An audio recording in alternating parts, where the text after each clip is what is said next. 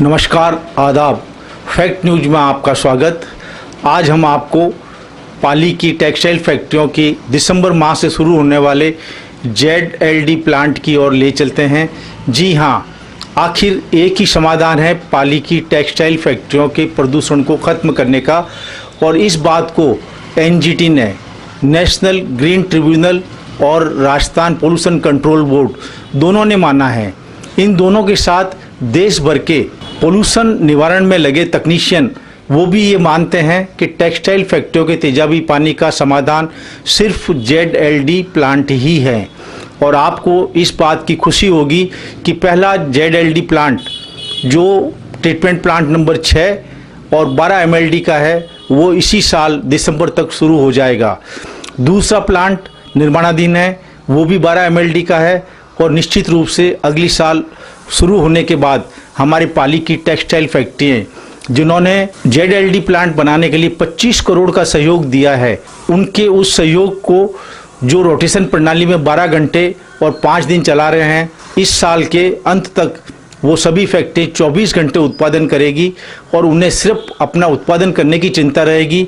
उनको CETP की मीटिंगों में जाने की या सरकार को आर्थिक सहयोग देने की चिंताएं खत्म हो जाएगी। पाली शहर के प्रदूषण को लेकर के पहली आपत्ति महावीर नगर निर्माण सहकारी समिति की ओर से राजस्थान हाईकोर्ट में वर्ष 2012 में की गई थी और ये मांग की गई थी कि पाली की बांडी नदी में टेक्सटाइल फैक्ट्रियों का पानी नहीं गिराया जाए।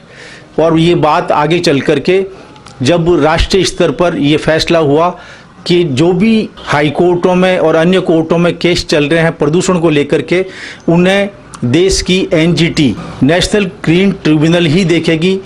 तो 2013 से पाली का मामला NGT में विचाराधीन है, मीटिंगें चल रही हैं, पेशियाँ चल रही हैं और पाली के प्रदूषण को लेकर के हाई कोर्ट के बाद NGT ने भी निर्देश दिया है कि पाली की बांडी नदी में कोई तरह का तेजाबी पानी नहीं डाला जाए और कोशिश ये की जाए कि पाली का तेजाबी पानी ट्रीट करके और दोबारा फैक्ट्रियों में काम लिया जाए।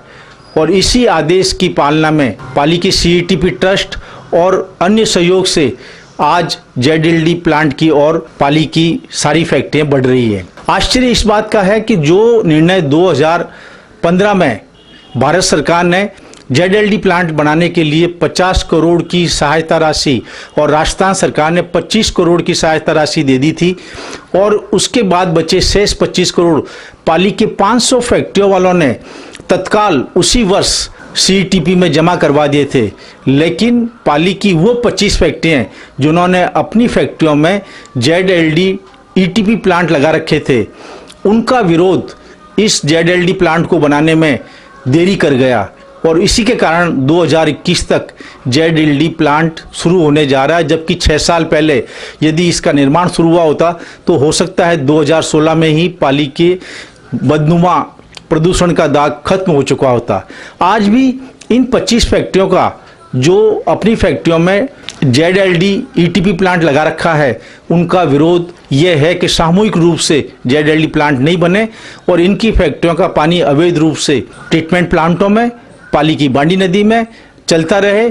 और नाम लिया जाता है कि पाली की बांडी नदी में अवैध रूप से चल रही फैक्ट्रियों का पानी आता है। पाली शहर की और कृषि भूमि पर लगी फैक्ट्रियों को तो पुनायता के अंदर प्लॉट दे करके समायोजित कर दिया गया।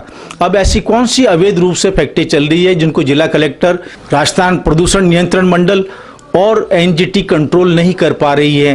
पाली की फैक्ट्रियों के प्रदूषण नुमा दाग को निश्चित रूप से इस साल के अंत तक पहला ZLD प्लांट शुरू होते ही खत्म हो जाएगा और दूसरा प्लांट अगली साल 161 करोड़ का जो प्लांट बनने जा रहा 12 MLD का, वो शुरू होने के बाद पाली की फैक्ट्रियाँ कभी प्रदूषण के नाम से बदनाम नहीं होगी और इससे किसान संघर्ष समिति, NGT, राजस्थान प्रदूषण नियंत्रण मंडल और जिला प्रशासन सभी को राहत मिलेगी जब ZLD प्लांट शुरू हो जाएंगे।